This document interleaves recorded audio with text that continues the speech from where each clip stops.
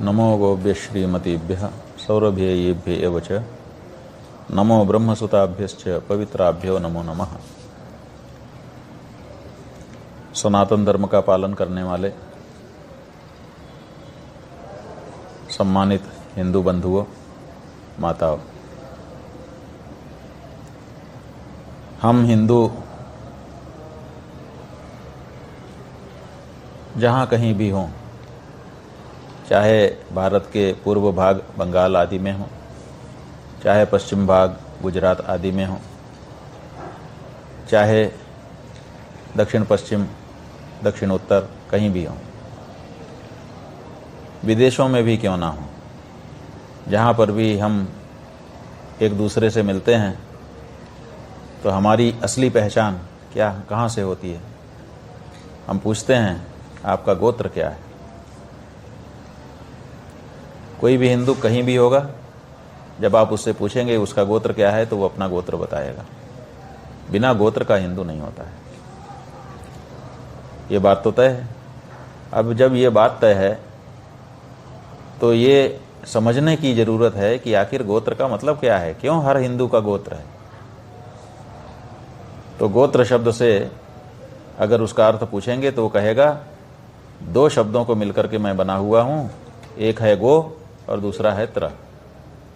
गो का मतलब होता है गाय और त्र का मतलब होता है रक्षा करना। उसी से त्राही त्राही बनता है, त्रयिंग रक्षण धातु है। तो गो त्र, गाय की रक्षा करे जो, उसका नाम है गोत्र वाला हिंदू।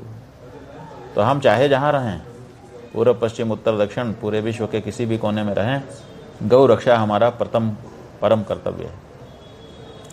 इसको दूसरे तरह से भी आप देख सकते हैं कि जब किसी भी हिंदू के घर में, चाहे कहीं का भी हिंदू हो, भोजन बनता है तो सबसे पहली रोटी गाय के लिए निकाल दी जाती है। इसका मतलब भी क्या है कि गाय को हिंदू अपने एक नंबर पे रखता है।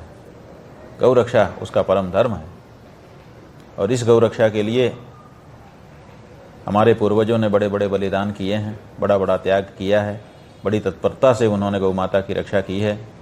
हमारे भगवान भी गौ माता की सेवा के लिए अवतार धारण करके आए हैं। ये सब हमारे इतिहास में, पुराण में पग पग पर विदित है बंधुओं।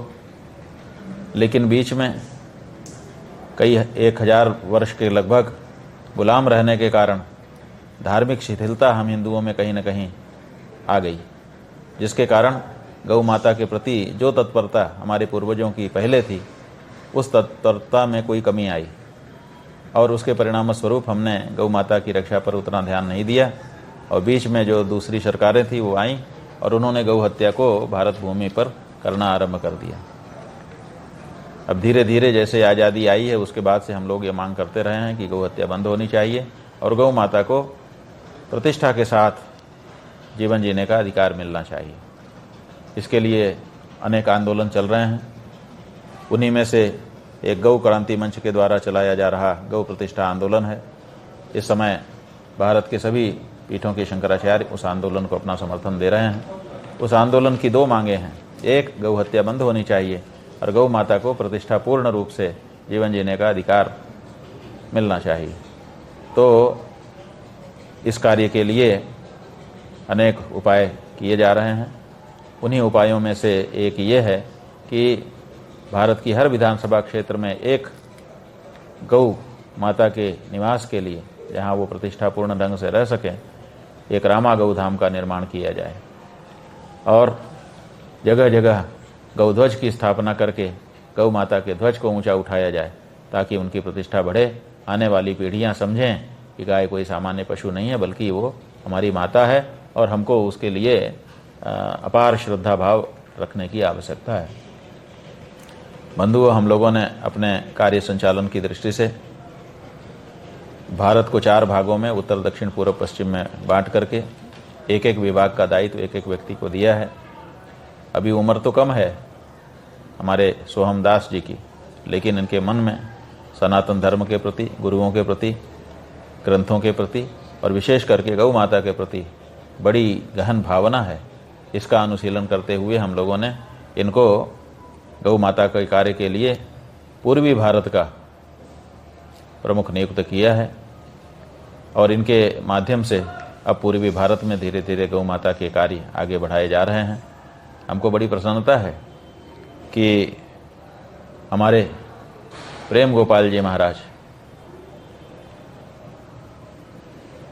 गोपाल तो हैं, गोपाल बहुत लोग हैं, लेकिन प्रेम से जो गौ पालन करे वो प्रेम गोपाल।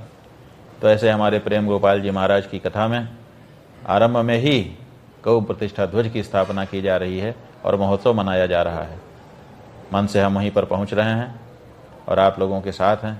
आप लोग गौ माता के ध्वज को ऊंचा उठाइए और गौ हत्या बंद करवाइए और गौ माता को एक प्रतिष्ठापूर्ण जीवन प्रदान करिए। शास्त्रों में लिखा है कि गाय की सेवा कैसे करनी चाहिए, पूछा गया है तो बताया है शास्त्रों ने कि जैसे अपने घर में कोई बच्चा अपने माता पिता की सेवा करता है, उसी तरह से गाय की भी सेवा की जानी चाहिए। तो आप लोग इस बारे में चिंतन करेंगे, शास्त्रों से प्रेम गोपाल जी महाराज के प्रवचन में महात्म्य भी सुनेंगे। हम तो केवल इतना कहने के लिए इस समय आपके सामने आए हैं कि हमारा मन आप लोगों की ओर आकर्षित हो रहा है कि आप वहाँ बंग भूमि में बैठ करके ऐसा सुंदर कार्यक्रम कर रहे हैं और मन से हम भी आपके साथ इस उत्सव में सम्मिलित हो रहे हैं।